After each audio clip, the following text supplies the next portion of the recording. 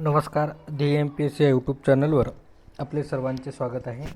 आज या व्हिडिओच्या माध्यमातून तलाठी, पोलीस भरती, वनरक्षक तसेच सर्व सरळ सेवासाठी अत्यंत उपयुक्त असलेले सामान्य ज्ञान भाग 6 आपण पाहत आहोत. तत्पूर्वी आपण जर चॅनलवर नवीन असाल तर चॅनलला सबस्क्राईब करा, जेणेकरून येणाऱ्या नवीन व्हिडिओची नोटिफिकेशन आपल्यापर्यंत पोहोचली जाईल. चला तर मग आजच्या सामान्य ज्ञान भाग 6 या प्रश्नाकडे आपण वळणार आहोत. आणि पहिला प्रश्न आहे की कोणत्या वायूमुळे ग्रीनहाऊस प्रभाव हे सर्वाधिक होतो. आपल्याला खालील 4 पर्याय देण्यात आलेले आहे, त्यामधील आपल्याला योग्य उत्तर सांगायचं आहे की कोणत्या वायूमुळे ग्रीनहाऊस हे सर्वाधिक प्रभावी होतो. तर आपल्याला माहीत आहे की पर्याय क्रमांक 3 या प्रश्नाचं योग्य उत्तर असेल. कार्बन डायऑक्साईडमुळे हा काय होतं, तर ग्रीनहाऊस हा सर्वाधिक इफेक्टिव्ह होतो. या प्रश्नाची सविस्तर माहिती आपण पाहत असताना तर ग्रीनहाऊस प्रभाव म्हणजे काय, तर पृथ्वीवरील वातावरणात काही वायू ही सूर्यापासून येणारी उष्णता ही धरून ठेवतात आणि या सूर्याच्या आलेल्या उष्णता धरून ठेवण्याच्या प्रक्रियेलाच ग्रीनहाऊस प्रभाव किंवा ग्रीनहाऊस इफेक्ट हे देखील म्हटले जाते. तर ग्रीनहाऊसला प्रभावित करणारे काही प्रमुख वायू आहेत, त्यामध्ये कार्बन डायऑक्साईड हा महत्त्वपूर्ण आहे, त्याचबरोबर मिथेन, त्यानंतर नायट्रोजन ऑक्साईड असेल, त्यानंतर ओझोन आहे आणि फ्लोरोकार्बन्स हे जे ग्रीनहाऊस इफेक्टला सर्वाधिक प्रभावित करणारे घटकापैकी किंवा वायू आहेत आपल्याला पाहायला मिळते. त्यानंतर पुढील प्रश्न आहे की दीन ए इलाही या धर्माची स्थापना कोणी केलेली आहे. तर आपल्याला इथं अंडरलाईन केलेलं आहे की अकबराने काय केलेलं आहे, दीन ए इलाही या धर्माची स्थापना केलेली आहे. याविषयीची सविस्तर माहिती पाहू. दीन ए इलाही या धर्माची स्थापना अकबराने 1582 मध्ये केलेली आहे.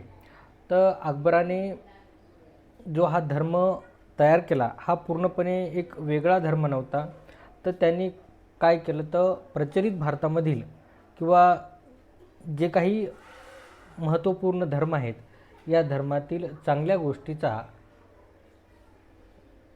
गोष्टी या धर्मामध्ये त्याने काय केलेल्या आहेत, तर स्वीकार केल्या आहेत आणि त्या सर्व गोष्टी एकत्र करून दीन ए इलाही या धर्माची त्याने स्थापना केली. मग भारतामधील हिंदू धर्म असेल, मुस्लिम असेल, ख्रिश्चन असेल, सिख असेल किंवा अन्य बौद्ध धर्म असेल, या धर्मातील सर्व चांगल्या गोष्टीचा स्वीकार करून त्यांनी दीन ए इलाही या धर्माची स्थापना केली.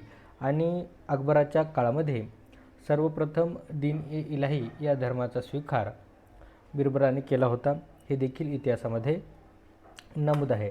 त्यानंतर पुढील प्रश्न आहे की हुमायूननामा या ग्रंथाची रचना कोणी केलेली आहे. तर या ग्रंथाची रचना गुलबदा बेगम यांनी केलेली आहे, म्हणजे पर्याय क्रमांक 3 या प्रश्नाचं योग्य उत्तर आहे. कारण की गुलबदा बेगम ही हुमायूनची बहीण होती आणि हुमायूनचं आत्मचरित्र हे त्याची बहीण जे गुलबदा बेगम यांनी लिहिलेले आहे. तर हुमायूननामा हे सर्वात महत्त्वपूर्ण मध्ययुगातील लेखनापैकी महत्त्वाचे मानले जाते की गुलबदा बेगम यांनी हे लिहिलेले हुमायूनचे आत्मचरित्र आहे आणि या आत्मचरित्रामधून आपल्याला मध्ययुगीन इतिहासाची माहिती मिळते आणि त्याचबरोबर मोगल घराण्याविषयीची माहिती मिळते, जे की बाबराने स्थापन केलेला जो मोगल वंश आहे त्यामध्ये बाबराचे निधन कशाप्रकारे झाले, बाबराचा बराचसा कालावधी भारतामध्ये जो संघर्षमय झाला त्याविषयीची माहिती मिळते. हुमायूनचा संघर्ष आहे, त्याचबरोबर शेरशाह सुरीबरोबर हुमायूनचा झालेल्या लढाया असतील, त्याचा निर्वासनाचा काळ जो बाबर आहे तो भारतीय इतिहासामधील अत्यंत सम्राटापैकी दुर्दैवी सम्राट मानला जातो, कारण की त्याचा बराचसा काळ हा निर्वासनाच्या काळामध्ये गेला. त्यापासून बराच काळ हा अलिप्त त्यांना राहावं लागलं आणि पुन्हा नंतर सेनेच्या माध्यमातून तो पुन्हा दिल्लीचा सम्राट झाला, तोही शेरशाह सुरीच्या निधनानंतर. कालिंजरच्या युद्धामध्ये शेरशाह सुरीने जो सर्वप्रथम तोफाचा मारा केला आणि स्वतःच्याच तोफेच्या गोळ्यामध्ये शेरशाह सुरीचा दुर्दैवी अंत झाला आणि त्यामुळे पुन्हा एकदा हुमायूनला आपल्याला सत्ता मिळणे शक्य झाले. हे देखील इतिहासामध्ये आपण मध्ययुगामध्ये पाहिलेले आहे. मग पुन्हा त्यांनी दिल्लीमध्ये सत्तेचे ग्रहण केले. या सर्व इतिहासाच्या घडामोडी हे हुमायूननामा या ग्रंथामध्ये गुलबदा बेगम यांनी आपल्याला लिहिल्याचे आपल्याला पाहायला मिळते. त्यामध्ये इत्यादी सर्व घटना अत्यंत प्रामाणिक व साध्या भाषेत लिहिलेले आहेत. हे पुस्तक स्त्री दृष्टिकोनातून लिहिलेल्या पहिल्या फारसी ऐतिहासिक ग्रंथापैकी देखील मानले जाते. त्यामुळे इतिहासाच्या संदर्भाने हुमायूननामा हा ग्रंथ अत्यंत महत्त्वपूर्ण समजला जातो. त्यानंतर पुढील प्रश्न आहे, चिल्का सरोवर हे कोणत्या राज्यात आहे? खालील 4 प्रश्नापैकी आपल्याला सांगायचं की चिल्का सरोवर हे कोणत्या राज्यात आहे? तर चिल्का सरोवर हे ओडिसा राज्यात आहे. आणि सरळ सेवेला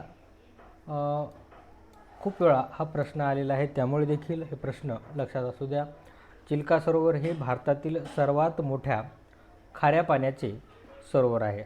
गोड पाण्याचे किंवा खारे पाण्याचे देखील असा आपल्याला प्रश्न विचारला जाऊ शकतो. त्यामुळे सर्वात मोठे खाऱ्या पाण्याचे सरोवर कोणते आहे असा जरी प्रश्न विचारला तर त्याचं आपल्याला योग्य उत्तर सांगता आलं पाहिजे. मग खाऱ्या पाण्या भारतातील सर्वात मोठ्या खाऱ्या पाण्याचं सरोवर जर विचारलं तर त्याचं देखील आपल्याला चिल्का सरोवर यायचं. आणि तो कोणत्या राज्यात आहे हे जरी विचारलं तर ओडिसा राज्यात आहे. ठीक आहे. त्यानंतर पुढील प्रश्न,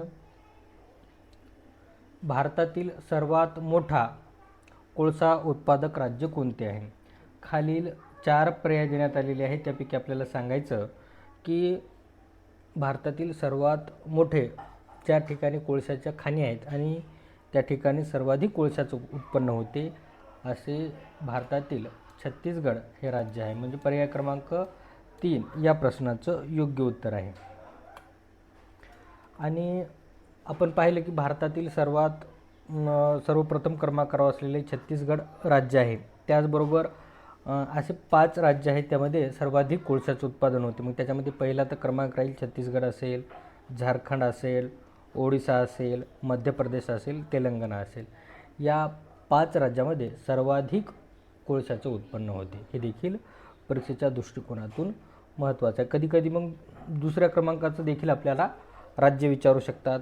सर्वाधिक कोळशाचं उत्पादन साठा कोणत्या ठिकाणी आहे, कोणत्या ठिकाणी होतो हे देखील आपल्याला 1-2 नंबरचे प्रश्न विचारले जाऊ शकतात. त्यानंतर पुढील प्रश्न, रेग्युलेटिंग ॲक्ट कोणत्या गव्हर्नर जनरलच्या काळात लागू झालेले आहे? आपल्याला आपण आधुनिक भारताच्या इतिहासामध्ये आपण बऱ्याचदा वाचलेलं आहे की रेग्युलेटिंग ॲक्ट हे कोणत्या गव्हर्नर जनरलच्या काळात झालेलं, तर वॉर्न हेस्टिंग म्हणजे पर्याय क्रमांक 3 या प्रश्नाचं योग्य उत्तर असेल. आणि या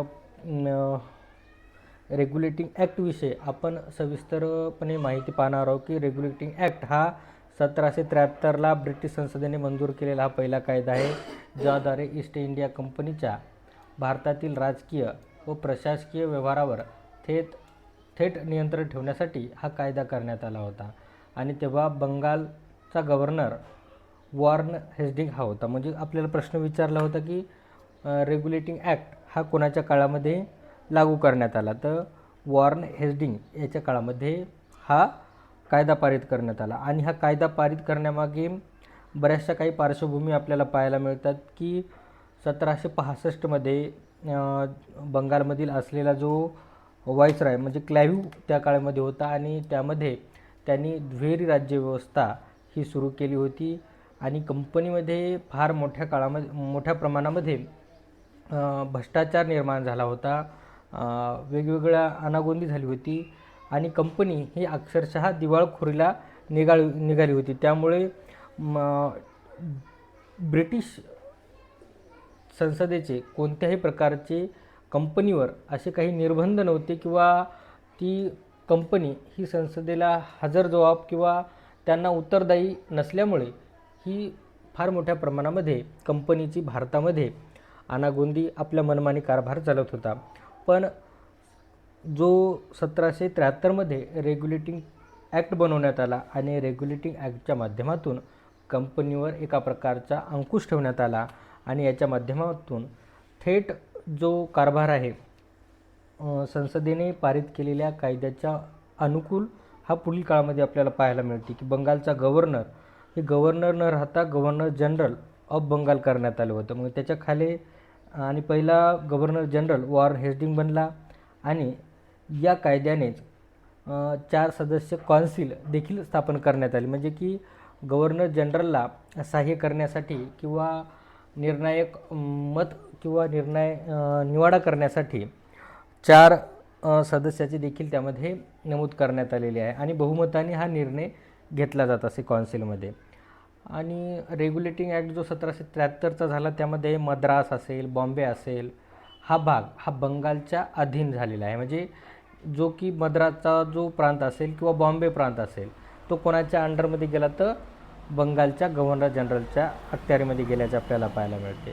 त्याचबरोबर रेग्युलेटिंग ॲक्ट हा प्रशासकीय दृष्ट्या देखील आणि इथून भारतीय राज्यघटनेपर्यंत जो कायद्याचा आपण अभ्यास करतो त्यामधील पाया असलेला किंवा मूलभूत असलेला हा ॲक्ट आहे, जो की याच्यानंतर फार मोठे कायदे भारतीय प्रशासनामध्ये नमूद करण्यात आले. याचीच प्रेरणा घेऊन पुढील आपण कायदेव्यवस्था, न्यायव्यवस्थापर्यंतचे जे कायदे बनवले गेलेले आहे ते रेग्युलेटिंग ॲक्ट हा भारतीय राज्यघटनेतील कायद्याच्या पार्श्वभूमीचा अभ्यास करताना देखील अत्यंत महत्त्वपूर्ण कायदा मानला जातो. आणि त्याचबरोबर 1774मध्ये रेग्युलेटिंग ॲक्टच्याच माध्यमातून कलकत्ता येथे सर्वोच्च न्यायालयाची स्थापना देखील करण्यात आलेली आहे. आणि सर्वोच्च न्यायालयाचे आपण पाहिलं की त्याचे एलिना इम्पली जे काय होते पहिले सरन्यायाधीश होते आणि ईस्ट इंडिया कंपनी ही संसदेला आर्थिक अहवाल ही दरवर्षी पाठवत असेल. या कायद्याने बरेचसे अधिकार जे कंपनीवर फार मोठ्या प्रमाणामध्ये अंकुश ह्या रेग्युलेटिंग ॲक्ट याने पारित करण्यात आली होती, त्यामुळे महत्त्वपूर्ण असलेला कायदा आहे. त्यानंतर पुढील प्रश्न आहे, नाबार्डची स्थापना कधी झाली? तर आपल्याला सांगायचं आहे नाबार्डची स्थापना कधी झालेली आहे, म्हणजे पर्याय क्रमांक 2 या प्रश्नाचं योग्य उत्तर असेल. 1982मध्ये नाबार्डची स्थापना करण्यात आलेली आहे. तर याविषयी सविस्तर माहिती आपण पाहत असताना नाबार्ड जी आहे, जे की national bank for agriculture and rural development म्हणून देखील ओळखली जाते, भारतातील कृषी, ग्रामीण विकास, शेती, उद्योग, सहकारी संस्था आणि ग्रामीण बँकिंग अर्थव्यवस्थेच्या दृष्टिकोनातून महत्त्वपूर्ण आणि विकासाला चालना देणारी ही काय आहे, नाबार्डची जी कार्य करते ही जी नाबार्डची संस्था आहे. आणि हिची स्थापना आपल्याला माहीत आहे की 12 जुलै 1982मध्ये करण्यात आलेली आहे. परीक्षेला कधीकधी वर्ष देखील विचारलं जाते. त्याचबरोबर ही जी नाबार्ड जी संस्था काम करते ती कोणाच्या शिफारशीतून, कोणत्या कमिशनच्या शिफारशीतून करण्यात आली, तर शिवरामन या कमिटीनुसार 1979मध्ये यांच्या शिफारशीनुसार 1981मध्ये national bank for agriculture and rural development act 1981मध्ये लागू करण्यात आला आणि याच्या माध्यमातून काय केलेले आहे, नाबार्डची स्थापना झालेली आहे. तर नाबार्डची स्थापना 12 जुलै 1982मध्ये झालेली आहे. हे देखील परीक्षेच्या दृष्टिकोनातून महत्त्वाचं आहे. त्यानंतर पुढील प्रश्न की भारतीय राष्ट्रीय काँग्रेसची स्थापना कोणी केलेली आहे? तर भारतीय राष्ट्रीय काँग्रेसची स्थापना आपल्या सर्वांना माहीत आहे की A.O. ह्युमन याच्या सेफ्टी वॉल थेअरी अंतर्गत भारतीय राष्ट्रीय काँग्रेसची स्थापना झालेली आहे. त्यानंतर पुढील प्रश्न, IMF म्हणजे आंतरराष्ट्रीय नाणेनिधीचे मुख्यालय कुठे आहे? तर खाली 4 पर्यायापैकी आपल्याला सांगायचं आहे की IMFचे मुख्यालय हे कोणत्या ठिकाणी आहे? तर वॉशिंग्टन DC म्हणजे पर्याय क्रमांक 4. पर्याय क्रमांक 3 या प्रश्नाचं योग्य उत्तर आहे. तर याविषयीची माहिती आपण पाहू की IMF जी आंतरराष्ट्रीय नाणेनिधीची संघटना आहे, या संघटनेची स्थापना 27 डिसेंबर 1945मध्ये हिची स्थापना करण्यात आली आणि प्रत्यक्ष कारभार हा 1947मध्ये सुरू करण्यात आला. आणि मुख्य उद्देश होता की आंतरराष्ट्रीय आर्थिक स्थिती ठेवणे.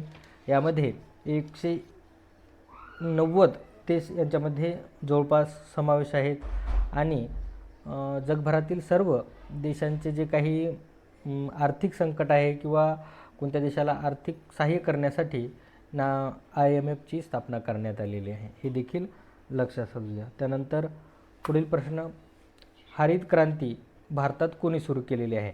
आपल्याला सांगायचं याचं योग्य उत्तर आहे पर्याय क्रमांक 2. एम एस स्वामीनाथन यांनी काय केले आहे, भारतामध्ये हरित क्रांतीची सुरुवात केलेली आहे. म्हणजे पर्याय क्रमांक 2 या प्रश्नाचं योग्य उत्तर आहे. या प्रश्नाची सविस्तर विषय माहिती आपण पाहत असताना जे की हरित क्रांती म्हणजे काय, आधुनिक तंत्रज्ञान, उच्च उत्पादन क्षमता, रासायनिक खते, कीटकनाशके, यांत्रिकीकरण आणि सिंचनाचा व्यापक व्यापार करून उत्पादन वाढवण्याची प्रक्रियेला सुरुवात करणे. म्हणजे ही जी हरित क्रांतीची सुरुवात 1960-61 देश स्वातंत्र्य झाल्याच्या नंतर फार मोठ्या प्रमाणामध्ये आपल्याला अन्नधान्याची टंचाई भासू लागली आणि आपल्या इकडं जमीन ही जरी मुबलक प्रमाणामध्ये असली तरी त्या प्रतीचे बियाणे किंवा कीटकनाशके, खते यांची अभाव असल्यामुळे जगभरामध्ये जी हरित क्रांती जी राबवली गेली त्याच्याच पार्श्वभूमीवर भारतामध्ये स्वामीनाथन यांच्या नेतृत्वाखाली भारतामध्ये अन्नधान्याची कमतरता पूर्ण करण्यासाठी हरित क्रांती ही राबवण्यात आली. त्यामध्ये रासायनिक खते असतील, कीटकनाशके, यंत्रसामग्री असेल आणि उत्पादन क्षमता म्हणजे उच्च कमी क्षेत्रामध्ये अधिक उत्पन्न करणाऱ्या दर्जेदार बियाण्याची, हायब्रिड बियाण्याची काय केलेली आहे, गुणवत्ता तशी करण्याचं महत्त्वपूर्ण योगदान स्वामीनाथन यांना आपल्याला दिलं. की पहिल्या टप्प्यामध्ये यशस्वी करण्यासाठी पंजाब असेल, हरियाणा असेल, उत्तर प्रदेश या राज्यामध्ये आपण हरित क्रांती पाहिली आणि ज्या हरित क्रांतीच्या माध्यमातून संपूर्ण देशाला अन्नधान्याची पुढील काळामध्ये टंचाई ही मिटलेली आहे. आज आपण अन्नधान्याच्या बाबतीमध्ये भरपूर प्रमाणामध्ये मुबलक अन्नधान्याचा आपल्याकडे साठा आहे. आज हरित क्रांतीच्या माध्यमातून कमी क्षेत्रामध्ये अधिक उत्पन्न घेत आहोत. हे देखील हरित क्रांतीचे एक आपल्यावर हरित क्रांतीमुळे हे आपल्याला शक्य झालेलं आहे. ठीक आहे, आपण थांबू या ठिकाणी. धन्यवाद.